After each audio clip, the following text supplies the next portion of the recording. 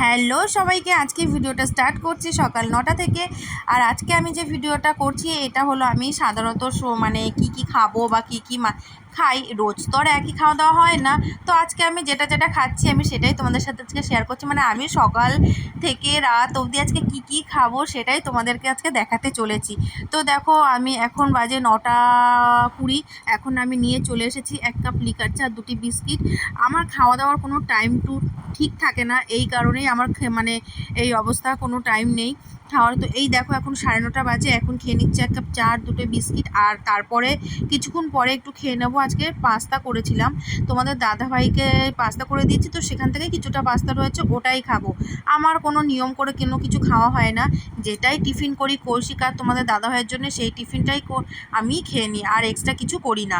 তো এরপরে আবার রান্নাবান্নাও শুরু করতে হবে।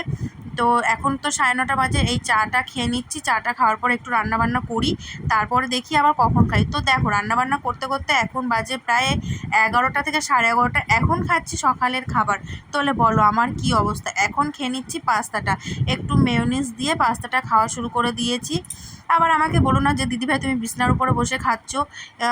মানে কি করব, আমার এখন আর অতটা বিছনা বা নিচে মানা হয় না, কারণ কৌশিকও খাটের উপরে ছাড়া খেতে চায় না, কোলের উপরে নিয়ে খাওয়াতে হয় ওকে।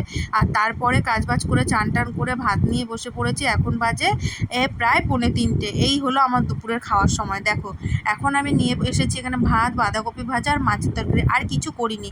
তো এটা খেয়ে নিচ্ছি ঘরে বসে। এবার হ্যাঁ, ভাতটা তো আর খাটে বসে খাবো না, ভাতটা তো নিচে বসেই খাচ্ছি, কারণ টিভি দেখতে দেখতে খাবো, এই কারণেই খাচ্ছি। আর প্রচণ্ড গরমও লাগছে, তাই এই কারণেই নিচে বসে খাওয়া।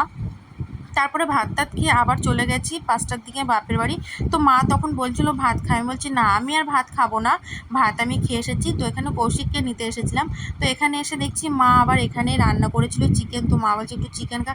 আমি বলছি ঠিক আছে, আমি পরে খেয়ে নেবো, ভাত দিয়ে খাবো না, এমনি খেয়ে নেবো। তো এখানে আবার 2 পিস চিকেন আর একটুখানি ঝোল নিয়ে বসে পড়েছি, এটাই খাচ্ছিলাম।